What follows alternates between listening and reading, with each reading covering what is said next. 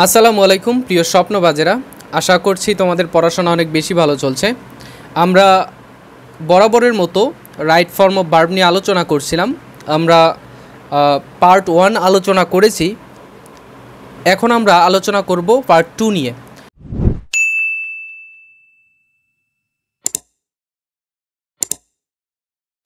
নয় নম্বর বলছে কি আছে, সিন্স থাকলে, যদি সিন্স থাকে তাহলে কি আসবে, এই রুলসটা 5 স্টার দেওয়া আছে, ঠিক আছে? একটু গুরুত্বের সাথে দেখবা, আর তোমরা নোটবুক তো অবশ্যই সাথে রাখবা, আশা করব আমি। দেখো প্রথমে কি দেওয়া আছে, প্রেজেন্ট ইনডিফিনিট টেন্স থাকলে এক পাশে, সিন্সের এক পাশে প্রেজেন্ট ইনডিফিনিট টেন্স থাকলে আরেক পাশে পাস্ট ইনডিফিনিট টেন্স আসবে, ঠিক আছে? এক পাশে যদি প্রেজেন্ট ইনডিফিনিট আসে আরেক পাশে আসবে পাস্ট ইনডিফিনিট। আবার সিন্সের দেখো এক পাশে যদি পাস্ট ইনডিফিনিট থাকে আরেক পাশে পাস্ট পারফেক্ট টেন্স আসবে। আবার সিন্সের এক পাশে প্রেজেন্ট পারফেক্ট টেন্স থাকলে পাস্ট ইনডিফিনিট টেন্স থাকবে, ঠিক আছে? তোমরা একটু বারবার উচ্চারণ করবে, দেখবা কিছুক্ষণ 2-3 বার উচ্চারণ করার পরে দেখবা এমনিতেই মনে থেকে যাচ্ছে, ঠিক আছে? দেখো উদাহরণে আমরা দেখি কি দেওয়া আছে। It is 5 years since my father died. কি আসছে দেখো, সিন্স আছে, বাক্যের মধ্যে সিন্স আছে। এরপরে এক পাশে কি আছে আমাদের লক্ষ্য রাখতে হবে, এক পাশে কি আছে, ভার্বের প্রেজেন্ট ফর্ম আছে। তাহলে আরেক পাশে কি আসবে, আরেক পাশে পাস্ট ইনডিফিনিট টেন্স আসবে। এক পাশে যদি প্রেজেন্ট ইনডিফিনিট হয় আরেক পাশে পাস্ট ইনডিফিনিট হবে, ঠিক আছে? আচ্ছা, এরপরের রুলসটা দেখো, 5 years লেফট, এখানে লেফট দেওয়া আছে, পাস্ট ইনডিফিনিট টেন্স দেওয়া আছে। তাহলে স্বাভাবিকভাবে আরেক পাশে হবে কি, পাস্ট পারফেক্ট টেন্স, ঠিক আছে? My father had died, past perfect tense. এরপরের রুলসটাতে দেখো সিন্স আছে, মাঝখানে সিন্স দেওয়া আছে, এর আগে আছে 5 years have passed. Have passed কোন টেন্স? হ্যাভ পাস্ট হচ্ছে প্রেজেন্ট পারফেক্ট টেন্স। তাহলে স্বাভাবিকভাবেই আরেক পাশে বসবে পাস্ট ইনডিফিনিট টেন্স, ঠিক আছে? আচ্ছা, রুলস নাম্বার 10-এ আমরা দেখি কি দেওয়া আছে। রুলস নাম্বার 10-এ দেওয়া আছে, সাবজেক্টের পরে ইউজ টু থাকলে ভার্বের বেস ফর্ম বসে। সাবজেক্টের পরে ইউজ টু থাকলে ভার্বের বেস ফর্ম বসে। যেহেতু ইউজ টু একটি মডাল ভার্ব, আমরা জানি মডাল ভার্বের পরে ভার্বের বেস ফর্ম বসে, ঠিক আছে? কিন্তু সাবজেক্টের পরে be used to, get used to, become used to যদি থাকে তাহলে ভার্বের সাথে আইএনজি যুক্ত রাখবো, ঠিক আছে? দেখো এইখানে এই রুলসটাতেও 5 স্টার দেওয়া আছে। সো এগুলো একটু গুরুত্বের সাথে নিতে হবে, ঠিক আছে? রুলস আমরা উদাহরণের মাধ্যমে দেখব। কি দেওয়া আছে দেখো, example 1, I use to go to school regularly. এইখানে দেখো এখানে দেওয়া আছে ইউজ টু, ঠিক আছে? এখানে ইউজ টু দেওয়া আছে, এরপরে স্বাভাবিকভাবে ভার্বের বেস ফর্ম বসেছে, ঠিক আছে? কিন্তু দেখো এখানে আমরা দেখেছি কি, যে বি ইউজ টু থাকবে। তো বি মানে কি? বি মানেই হচ্ছে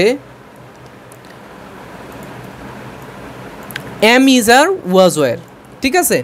am is are was were, এখানে দেওয়া আছে এম, তার মানে বি।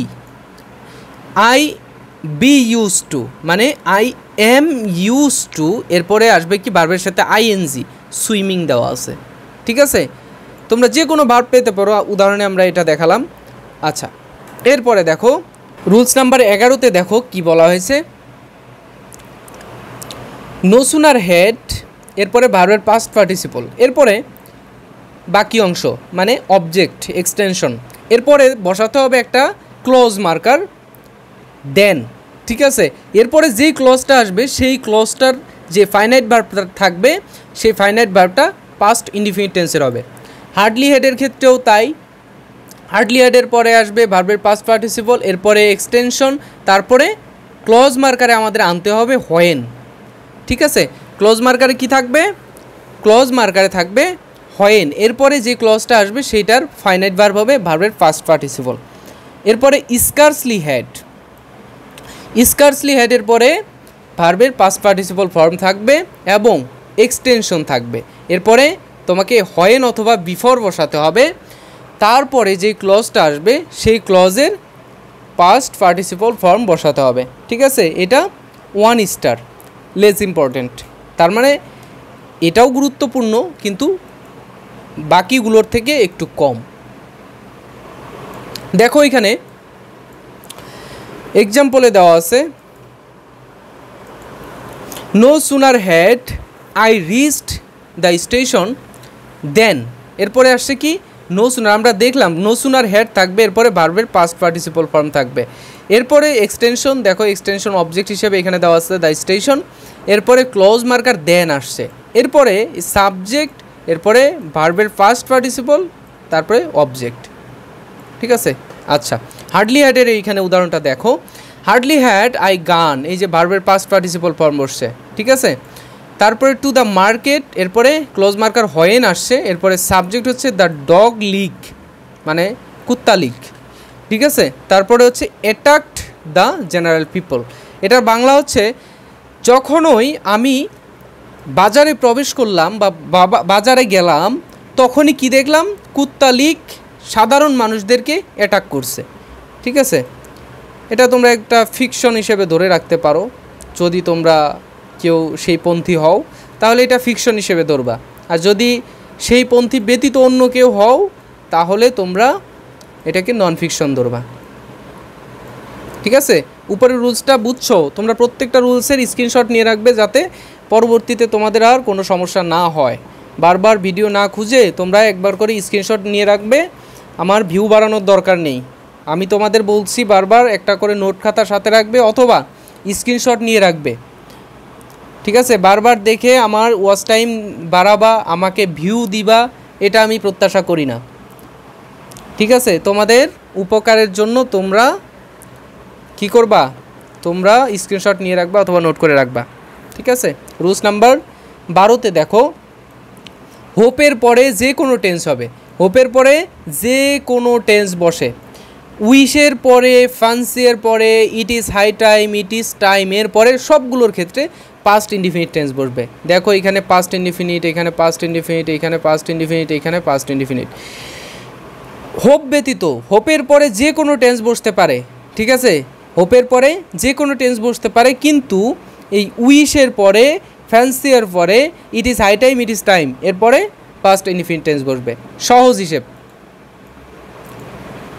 বেশি ঘোরা পেঁচার দরকার নেই, সহজ হিসেব। দেখো example, I hope that I will do the work, আমি আশা করি যে আমি কাজটি করব, sorry you will do the work, তুমি কাজটি করবে।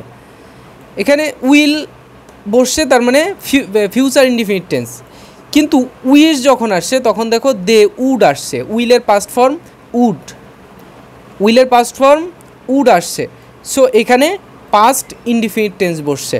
এরপরে যেহেতু মডেলের পরে আমাদের ভার্বের বেস ফর্ম বসছে, ঠিক আছে। এটা কিন্তু কনফিউশনে যেও না যে আবার উড কাম আসছে, কাম দেখেই মনে করো না যে তোমরা এটা প্রেজেন্ট ফর্মে দেওয়া আছে। আই উইশ, এরপরে উইলের পাস্ট ফর্ম হচ্ছে উড, তারপরে বেস ফর্ম বসেছে এই উডের জন্য কাম বেস ফর্ম বসেছে, কিন্তু এটা হচ্ছে পাস্ট ইনডিফিনিট টেন্স, ঠিক আছে। রুলস নাম্বার 13 কী দেওয়া আছে দেখো ভাইয়ারা, পাস্ট পারফেক্ট টেন্স। আচ্ছা, এটা হচ্ছে আফটার আর বিফোরের নিয়ম, আফটার আর বিফোরের নিয়ম। এই যে বিফোর দেওয়া আছে, এই যে আফটার দেওয়া আছে, ঠিক আছে। বিফোরের সামনে পাস্ট পারফেক্ট টেন্স বসে, বিফোরের সামনে পাস্ট পারফেক্ট, আর আফটারের শেষে হচ্ছে পাস্ট পারফেক্ট।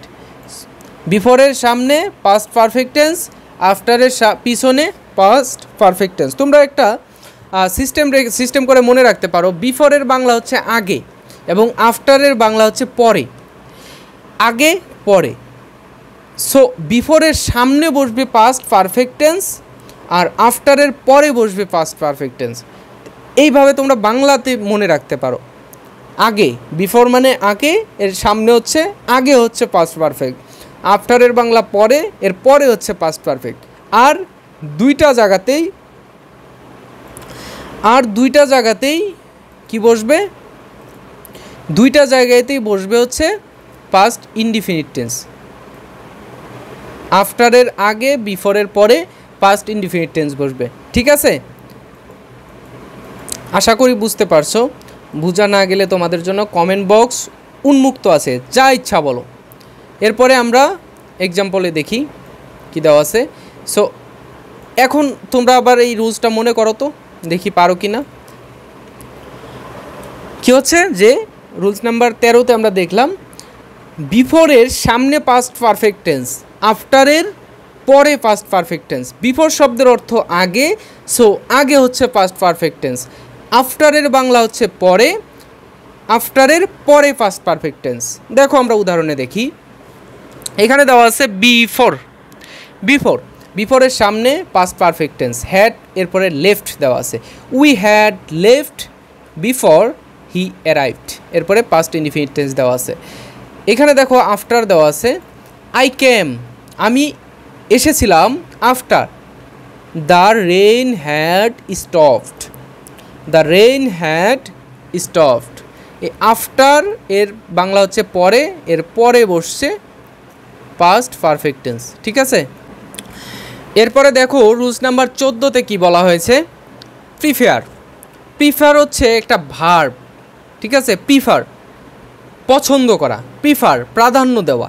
ঠিক আছে, আচ্ছা, প্রিফারের পরে যদি নাউন থাকে, আর প্রিফারের বাংলা এটার যখন একটা সেন্টেন্সের মধ্যে বসে তখন বাংলাটা এমন হয় যে দুইটা বস্তু থাকবে, দুইটা বস্তু অথবা দুইটা বিষয়। ঠিক আছে, 1 নম্বর আর 2 নম্বর নিয়ম অনুযায়ী এটা বলা হচ্ছে যে দুইটা বিষয় অথবা দুইটা বস্তু থাকবে অথবা দুইটা নাউন থাকবে।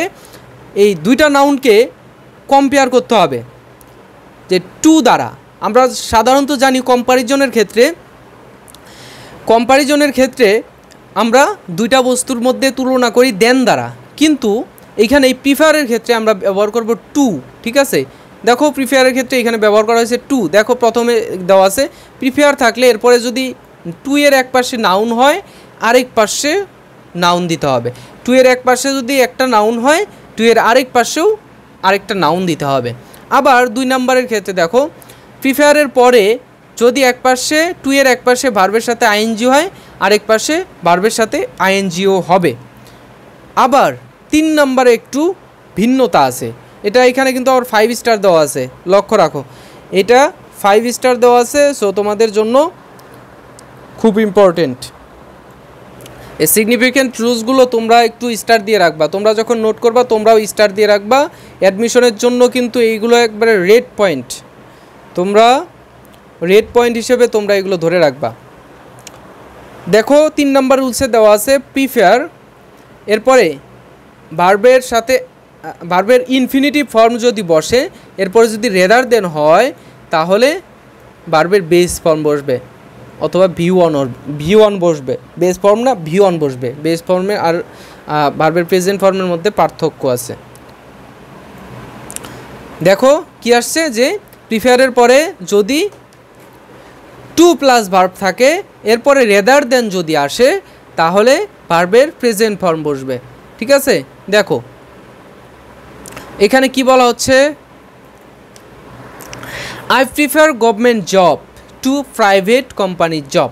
দেখো এখানে একটা নাউন দেওয়া আছে গভর্নমেন্ট জব, এরপরে দেওয়া আছে টু, এরপরে দেওয়া আছে টু, এরপরে দেওয়া আছে প্রাইভেট কোম্পানির জব। এটাও একটা নাউন, এটা একটা নাউন, এটাও একটা নাউন, মাঝখানে আছে টু। তোমাদের প্রশ্নটা থাকবে এরকম যে স্যারেরা এইটুকু অংশ দিয়ে রাখবে I prefer government job to, এরপরে দেওয়া থাকবে ভার্বের সাথে আইএনজি, ভার্বের বেস ফর্ম, একটা নাউন দেওয়া থাকবে, একটা অ্যাডজেক্টিভ দেওয়া থাকবে। সো তোমাকে অপশন থেকে খুঁজে নিতে হবে যে এখানে কি বোঝাচ্ছে। আর যদি শূন্য স্থান থাকে তাহলে, যদি অপশন না থাকে তাহলে তোমাকে একটা নাউন বসাতে হবে এই সামনের নাউনের সাথে সামঞ্জস্য রেখে। ঠিক আছে, এখানে গভর্নমেন্ট জব দেওয়া আছে, এখানে প্রাইভেট কোম্পানি জব দেওয়া আছে। সো এই দুইটাই জব, কিন্তু ডিফারেন্স হচ্ছে একটা গভর্নমেন্ট একটা প্রাইভেট। পরের রুলসে দেখো, পরের উদাহরণে দেখো, আই প্রিফার, এরপরে দেওয়া আছে সুইমিং, এরপরে দেওয়া আছে cycling. I prefer swimming to cycling, cycling থেকে আমি সুইমিংকে প্রিফার করি, আমি সুইমিংকে প্রাধান্য দেই। ঠিক আছে, আচ্ছা, I prefer swimming to cycling. To এর এক পাশে, এই টু এর এক পাশে দেওয়া আছে ভার্বের সাথে আইএনজি, আরেক পাশে দেওয়া আছে ভার্বের সাথে আইএনজি। এর পরের উদাহরণটা দেখো, আই প্রিফার, এরপরে দেওয়া আছে ইনফিনিটিভ অর্থাৎ ভার্বের সাথে ING. I prefer to make videos rather than watch videos, আমি ভিডিও দেখার থেকে আমি কি করি, ভিডিও তৈরি করতে পছন্দ করি বা তৈরির প্রাধান্য দিই, তৈরিকে প্রাধান্য দিই। এখানে রেদার দেন দেওয়া আছে, এক পাশে, এই পাশে ডান পাশে আসবে হচ্ছে রেদার দেনের ডান পাশে ভার্বের প্রেজেন্ট ফর্ম, আর বাম পাশে বসবে ভার্বের ইনফিনিটিভ ফর্ম। ঠিক আছে, রুলস নাম্বার আর নেই, পার্ট 3 আলোচনা করব। যেহেতু ভিডিওটা লম্বা হয়ে যাচ্ছে, তাহলে আমরা এই পর্যন্তই রাখি। আগামী ক্লাসে আমরা পার্ট 3 নিয়ে আলোচনা করব। ঠিক আছে, তো আজকে এই পর্যন্তই। আশা করব তোমাদের রুলসগুলো বোধগম্য হয়েছে, এবং যদি কোনো সমস্যা হয়ে থাকে তোমরা কমেন্টে জানাবে, এবং ভিডিওটা কেমন লেগেছে তাও জানাতে পারো। যা মনে আসবে তোমরা কমেন্টে জানাতে পারো। এর মধ্যে আমার যদি কোনো মিস্টেক থাকে তোমরা ধরিয়ে দিতে পারো। আর যেই রুলসগুলো আমি স্টার দিয়েছি সেগুলো একটু ভালোভাবে লক্ষ্য রাখবে।